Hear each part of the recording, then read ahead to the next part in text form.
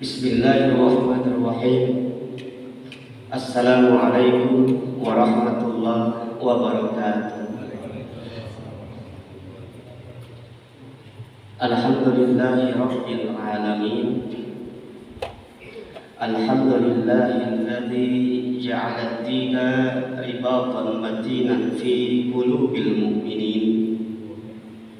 Ashhadu an la ilaha illallah wahdahu la syarika lah wa ashhadu anna Muhammadan abduhu wa rasuluh.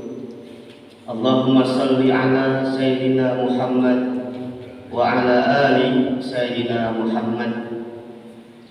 Qala ta'ala, bismillahirrahmanirrahim, yarfa'illahu alladhina amanu minkum walladhina utul ilma darajat wallahu bima ta'maluna khabir. Wa qala Rasulullah sallallahu alaihi wasallam, idza marartum bi riyadil jannah farta'u. Qalu wa ma riyadul jannah? Qala majalisut ta'lim. Bapak-bapak, ibu-ibu, jamaah salat subuh yang dimuliakan oleh Allah Subhanahu wa taala. Sudah sepatutnya juga kita sebagai hamba Allah untuk selalu terbesit, teringat selalu kita akan penghambaan kita selaku hamba Allah Subhanahu wa taala. Di antara wujud kita menghamba Allah itu, maka kita ucapkan syukur kita kepada Allah dengan ucapan alhamdulillahirabbil alamin. Dengan demikian kita merasa bahwasanya Allah ini Tuhan alam semesta yang agung, mengayomi, mengatur dunia ini.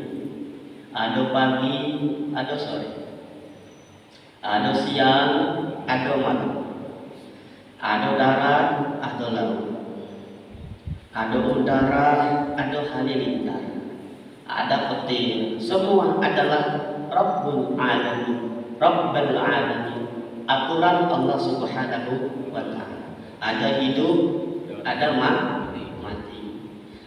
Itulah maka kita selayaknya untuk selalu mengucapkan atas putaran aturan-aturan Allah itu dengan mengucap alhamdulillahirabbil alamin.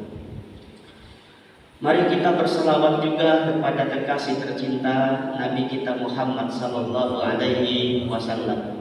Allahumma shalli ala sayyidina Muhammad wa ala ali sayyidina Muhammad. Alhamdulillah, mudah-mudahan dengan semakin kita mengingat Allah dan semakin selalu kita ingat dengan sosok Nabi ini, kita hadir ke masjid, cinta dengan tuntunan-tuntunan agama yang diajarkan oleh Nabi Muhammad sallallahu alaihi wasallam, yang disyariatkan oleh Nabi Muhammad dari Allah Subhanahu wa taala. Mudah-mudahan Bapak Ibu, tujuan itu semua kita mendapatkan cinta Allah Subhanahu wa taala. Enak kalaulah mendapat cinta Allah dan cinta Rasul disanjung, diingat-ingat oleh Allah. Nah, itu hambaku, Masya Allah, selalu beribadah selawat kepada Nabi Muhammad. Apalagi kita mengucap selawat, satu kali kita mengucap selawat kepada Nabi Muhammad, maka 10 kali Allah berselawat dengan simpulan yang menyampaikan selawat kepada Nabi Muhammad sallallahu alaihi wasallam. Mudah-mudahan kita semua, kalau Allah memperkenankan kita untuk memasukkan surga kelak, Allah juga memperkenankan kita untuk mendapatkan syafaat dari Nabi Muhammad. Amin ya rabbal alamin. Bapak Ibu yang dimuliakan oleh Allah, kita ini di pertemuan kali ini masih melanjut hadis Al-Arba'in. Nama hadis yang kita pelajari ini adalah Al-Arba'in An-Nawawi, 40 hadis yang dikarang oleh Imam An-Nawawi. Nah, pertemuan ini barulah pertemuan yang ke-7. Malam ini, kalau kemarin kita bahas hadis yang ke-6, yang malam ini atau subuh ini kita membahas hadis yang ke-7. Judulnya adalah agama adalah nasihat. Kita baca dulu hadis seperti biasa, Bapak Ibu. Bismillahirrahmanirrahim. An Abi Ruqayyah Tamim bin Aus radhiyallahu anhu anna Nabiy sallallahu alaihi wasallam qala ad-dinu an-nasihah. Qala liman? Qala lillahi wa li rasulihi wa li kitabihi wa li a'immatil muslimin wa ammatihi. Rawahu Muslim. Saya artikan dulu. Hadis ini dari Abi Ruqayyah atau Abu Ruqayyah. Nama aslinya adalah Tamim bin Aus radhiyallahu anhu, sahabat Nabi Muhammad sallallahu alaihi wasallam. Dia berkata, sesungguhnya Nabi Muhammad telah berkata, agama itu adalah nasihat. Berkata sahabat ini, untuk siapa ya Rasulullah? Qala, satu untuk Allah katanya. Nasihat untuk Allah. Ini kiasan. Nanti kita artikan. Yang kedua, untuk kitab-kitabnya. Yang ketiga, untuk Rasulnya. Yang keempat, untuk seluruh kaum muslim.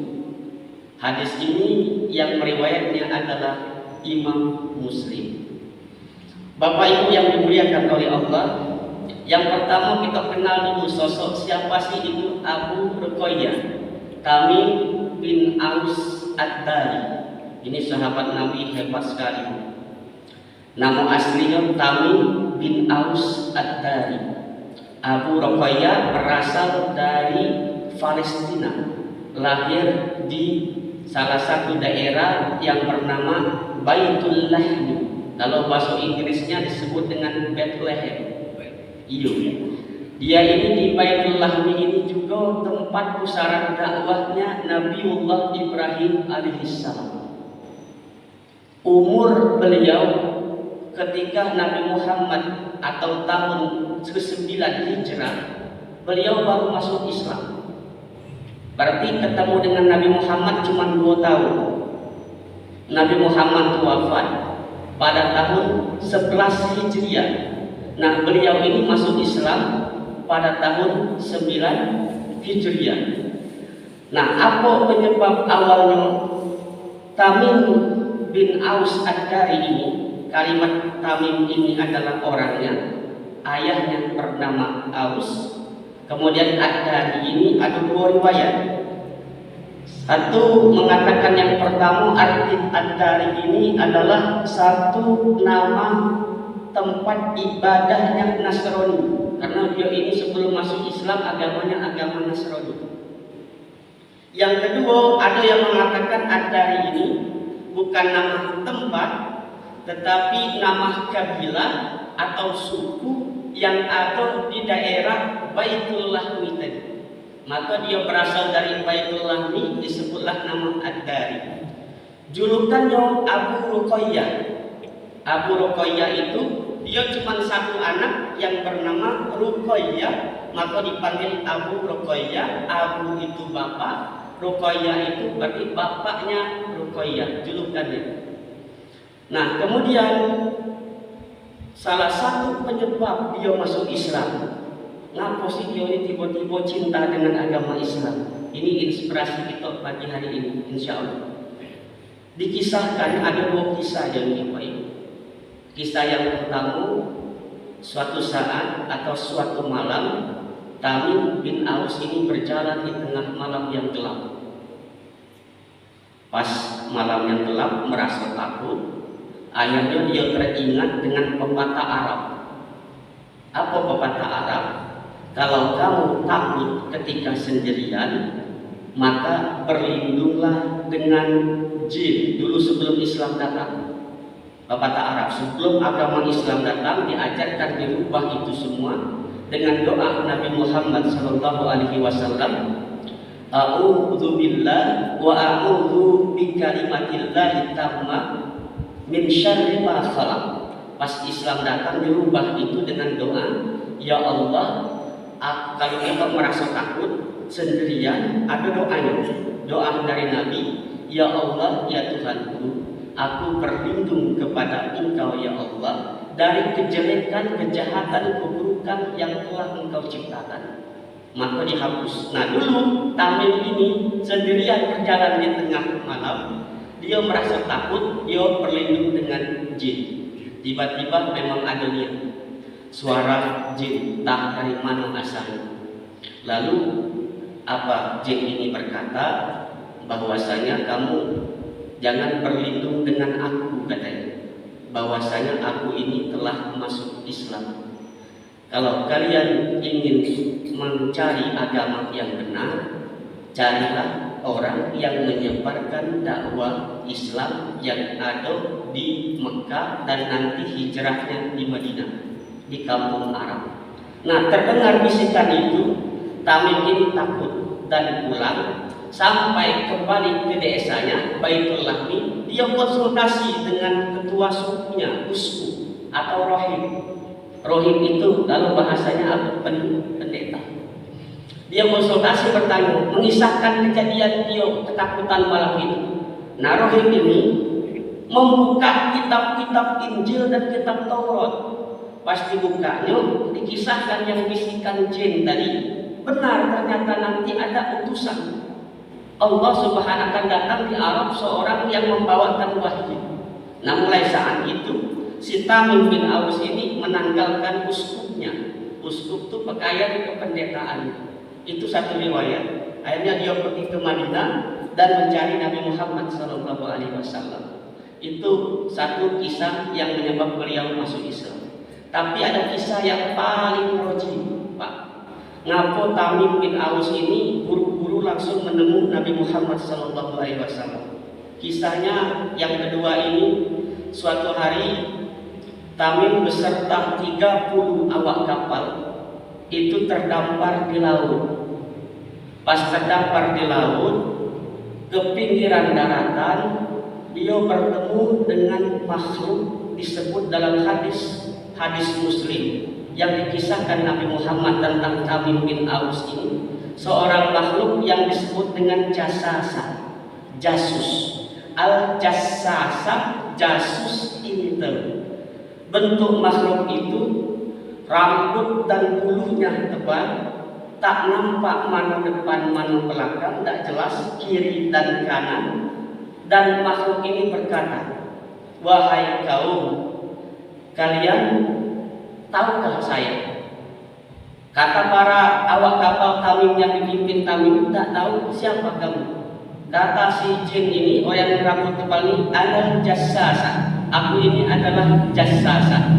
Kamu pergilah ke belakang ke hutan, temuin ada kayak bangunan, katanya disebut dengan dairi, kayak bangunan. Di dalamnya ada seorang laki-laki sedang menunggu kabar kalian ini, dan dia telah tahu tentang kedatangan kalian. Nah, anggota 30 ini, Tamim ini datang ke dalam rumah itu, pergi ke hutan itu. Sampai ke dalam hutan itu, apa yang terjadi? Dia melihat memang ada uang yang tangannya terikat di lehernya, kakinya terikat, badannya raksasa, kekar, kuat. Kemudian orang itu telah mengetahui kedatangan Tamim bin Aus ini. Apa yang terjadi Bapak Ibu? Dia mengenalkan ternyata orang itu adalah Ad-Dajjal. Dajjal, salah satu sahabat Nabi Muhammad yang ketemu dengan Dajjal yang dikisahkan. Biasanya Nabi Muhammad yang berkisah duluan. Nah, sekarang Nabi Muhammad mengisahkan salah satu yang dikisahkan sahabat kepada sahabat-sahabat yang lain, dan sahabat itu yang bernama Tamim bin Aus Ad-Dari. Yang ketemu Dajjal ini nanya masalah kurma, apakah masih berbuah atau tidak yang ada di Palestina. Nanya masalah danau Qabariyah, apakah masih ada air. Nanya masalah mata air Zurah, apakah masih ada dan tidak. Yang terakhir dia tanya masalah orang yang mendakwah agama Islam, yang agama yang sempurna yang ada di Arab, ada atau tidak. Bagaimana kaumnya, apakah memerangi atau tidak. Dijawab oleh Tamim ini, iya ada. orang yang mendakwah Islam di Arab sampai sekarang, kaumnya sebagian mengikuti, sebagian juga memerangi. Akhirnya dengan kisah ini, pergilah Tamim ini meninggalkan Palestina, berangkat ke Madinah Al-Munawwarah, ketemu Nabi Muhammad SAW, berikrarlah, lalu dia masuk Islam dan menghafal hadis kurang lebih 40 hadis yang disampaikan sahabat Nabi. Yang pertama Tamim bin Aus Ad-Dari. Yang menarik Bapak Ibu, sahabat Nabi yang pertama kali membuat mimbar Masjid Nabawi seperti ini, ada masjid itu bernama Tamim bin Aus Ad-Dari. Karena lah biasa membuat kapal, biasa membuat memahat, akhirnya dia hebat membuat mimbar. Dan yang pertama kali sahabat Nabi yang membuat penerangan lampu petroma, lampu teplo di dalam Masjid Nabawi itu sahabat Nabi yang bernama Tamim bin Aus Ad-Dari. Jasa-jasanya luar biasa. Kebaikannya yang paling hebat ahli Quran. Bahkan dia nomor 2 di bawah Utsman bin Affan. Walaupun 2 tahun sebelum dia hijrah atau Nabi Muhammad wafat, dia masuk Islam, dia hebat ngaji. Semalam tuh paling banyak khatam Quran di bawah sahabat Nabi yang bernama Utsman bin Affan. Dan salah satu kebiasaan Tamim bin Aus Ad-Dari ini, kalau sudah sholat yang harus diingat, Masya Allah, kalau dia sudah sembahyang, Assalamualaikum warahmatullahi, Assalamualaikum warahmatullahi, dia selalu menepuk, sudah zikir dan doa, menepuk 2 bahu sahabat yang ada di kiri dan kanannya. Apa yang dia tepuk, tak ditepuknya, diajaknya ke rumah. Istiqomah selama bertahun-tahun di Madinah. Sampai di rumah, apa yang dia lakukan, diajaknya makan bersama Tamim bin Aus Ad-Dari, sedekah dengan siapa. Itu diantara kebiasaan dan kehebatan sahabat Nabi Muhammad. Dan dia tidak pernah tinggal tahajud. Pernah satu malam Tamim bin Aus ini tinggalkan semayang tahajud, tidak sholat malam hari. Lalu dia berkomitmen ingin menghukum dirinya karena dia tidak tahajud satu malam. Akhirnya setahun penuh dia tidak tidur malam. Kapan malam tidak tidur karena melaksanakan tahajud. Dan ibadahnya tidak mau dikisahkan dengan siapapun. Itu namanya sahabat Nabi yang paling hebat Qur'annya. Bahkan Umar bin Khattab memfatwahkan, merekomendasikan untuk biar Tamim bin Aus memberikan fatwa salah satu hukumnya nanti. Dan dia hidup sampai zaman Utsman bin Affan. Dan ketika Utsman bin Affan meninggal dunia, dia pindah lagi ke Palestina dan di sana dia meninggal di Palestina. Itu sahabat Nabi bernama Tamim bin Aus Al-Khudri. Karena zaman Utsman bin Affan di Madinah terjadi konflik politik. Hebat tuh kisah Utsman bin Affan. Masya Allah, di dalam rumah, jantung rumah, uang masuk, atap, turun ke rumah, membunuh Khalifah Sayyidina Utsman bin Affan. Nah, tadi sahabat yang bernama Tamim bin Aus Ad-Dari ini dikuburkan di Palestina dan tetap dia menyebarkan dan ahli Quran. Yang hebat dia seorang hamba yang dikenal dengan ahli tahajud. Ngapa saya kisahkan ini ya Allah? Mudah-mudahan jadi inspirasi gitu. Karena memang orang Libya itu Bapak Ibu, kami sekolahkan di Timur Tengah, Libya itu ada kebiasaan. Biasanya kalau ada orang meninggal dunia, wafat, itu ditanya kepada orang yang wafat itu, ngapa dia ini meninggal?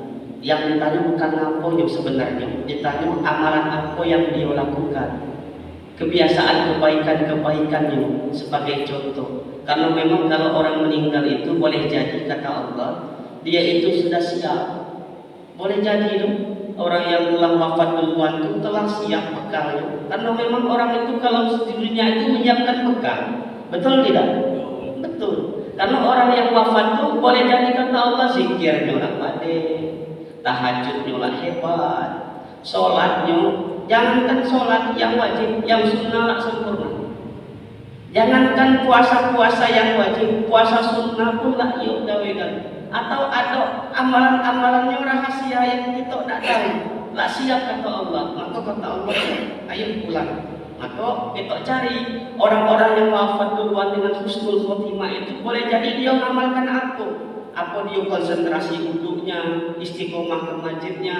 Boleh jadi itu yang menyebabkan dia lebih dahulu menghadap Allah, dan itu harus dijadikan kita pelajaran. Nah, kita ini yang belum cukup antri ini, boleh jadi Allah sayang cukup. Ngapa?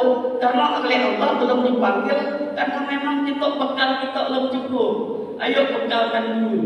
Banyak dulu zikirnya, ke masjidnya, salatnya, jamaahnya, silaturahminya, sedekahnya. Nanti kalau nak siap bekal itu, nah kata Allah, man kamu nak bekal sini, karena kita ini pasti. Demi Allah saya katakan pasti.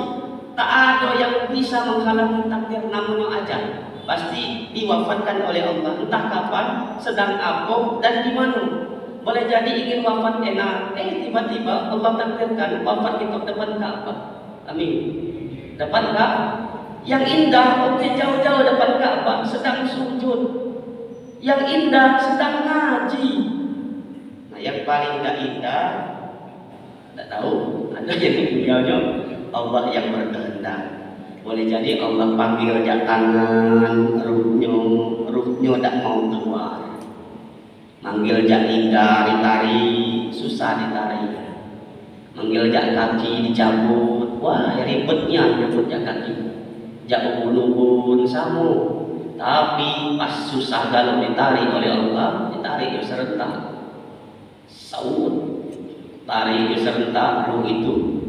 Jak tangan tak baca, jak kaki tak baca, jak lidah tak baca. Kalau lidah susah berzikir, tangan susah ngelus anak yatim, kaki enggan ke masjid, lengkap. Menzolimi, ditarik serentak. Apa yang terjadi? Nah, itulah mata terbelalak, lidah keluar, tangan merenggang, kaki kekang, keras kalau tarik serentak. Tapi menurut ngalim ditarik jak lidah yang banyak zikir, wah, apa alasan? Jangan. Ihsan pun banyak berzikir. Tarik jak tangan, boy jangan. Tangan aku ni banyak pahala zikir mudah tasbih. Jak kaki, wah, setiap subuh aku ke masjid Al-Hidayah. Dah. Tarik jak mana lagi? Jak kepala sujud, wah, sering aku sujud di sejadah. Wah, ribut malaikat nak narik. Ngadu malaikat ke Allah, ya Allah, si fulan itu pahalanya banyak niat, susah aku ambil, ada saksi kalau pahala kebaikan. Jadi bagaimana ya Allah? Oke, kata Allah, malaikat bentang tangan kamu. Oh, dibentang. Pas dibentang, sini aku tuliskan, kata Allah.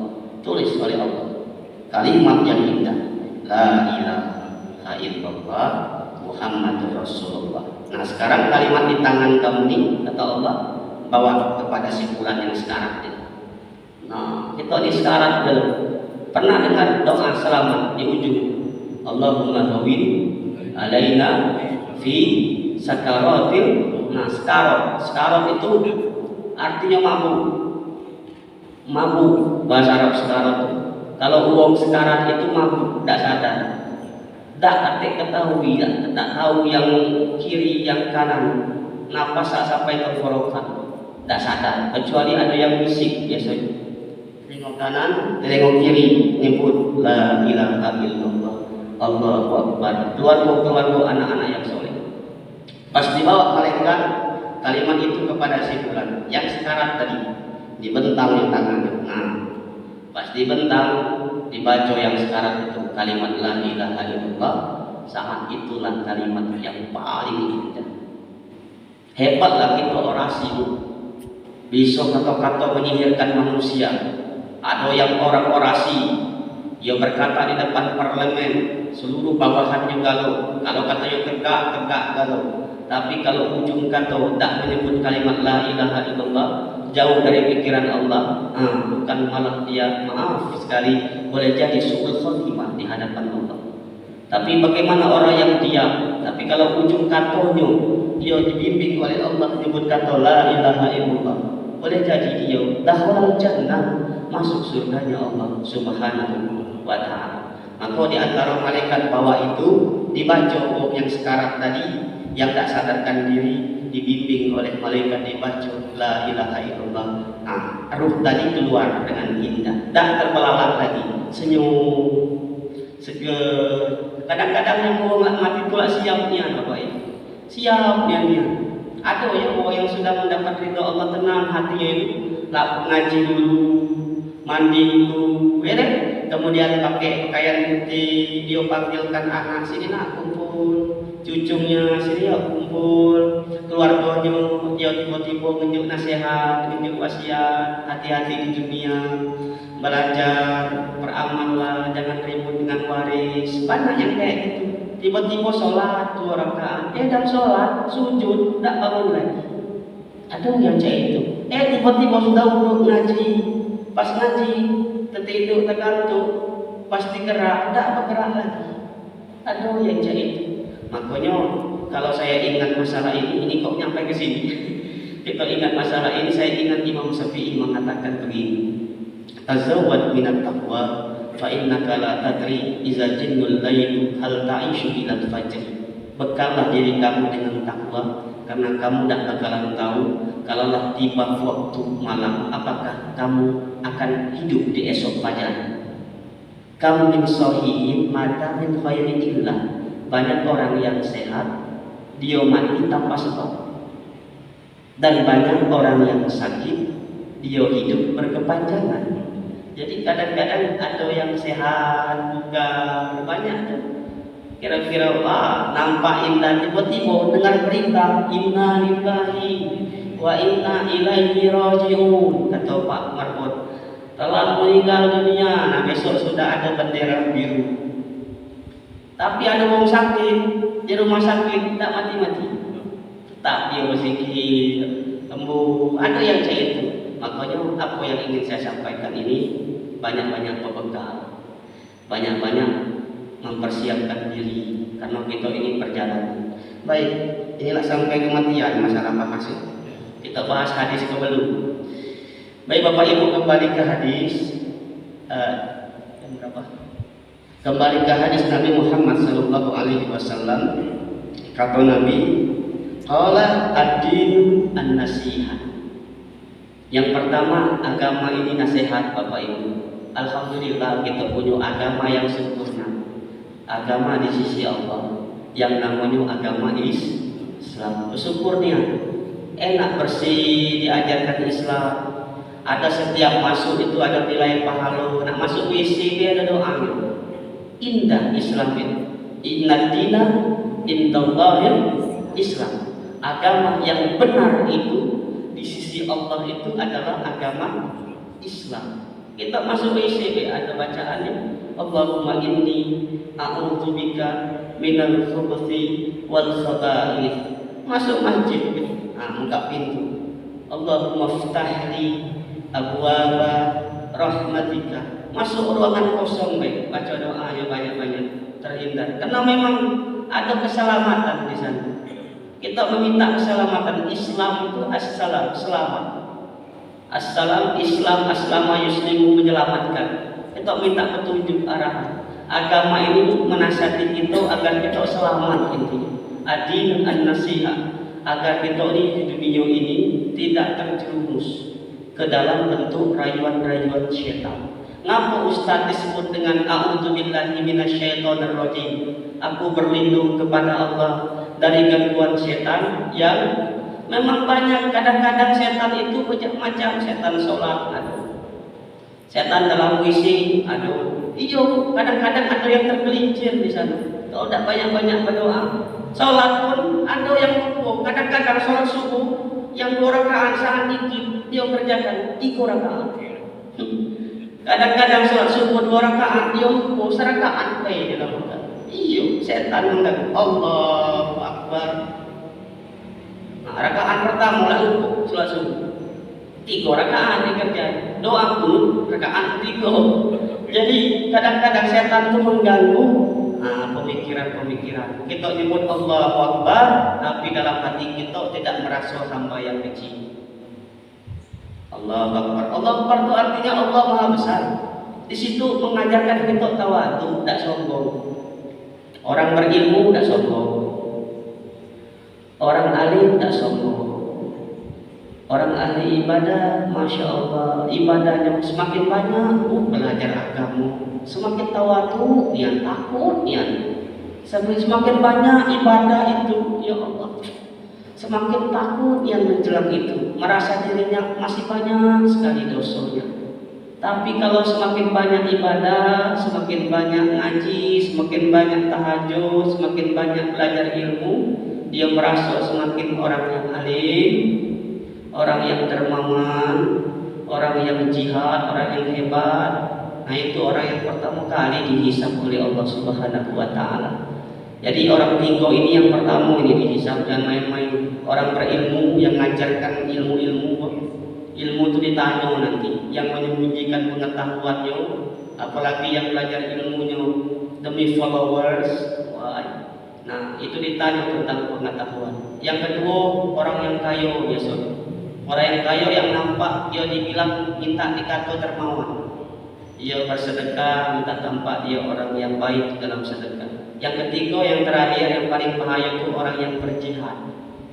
Ngapain orang berjihadnya? Karena dia ingin nampak dirinya dikatain pahlawan. Wah, ini berjihad di jalan Allah.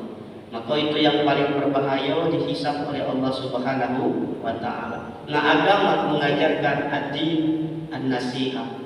Din ini bukan hanya agama, tapi arti yang kedua ada juga artinya kiamat.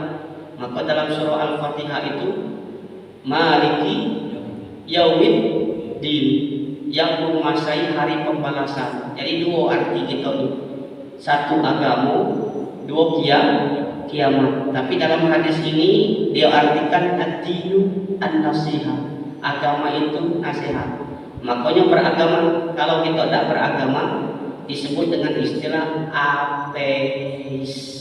Tidak ada agama, tidak kenal bangun pagi, bangun siang, tidak tahu Allah, tidak tahu tentang syariat, tidak kenal puasa, tidak tahu yang menciptakan langit dan bumi, tidak menghiraukan kita ini mati apa tidak, apa pembekalan, tidak tahu hatiku hantam halal haram.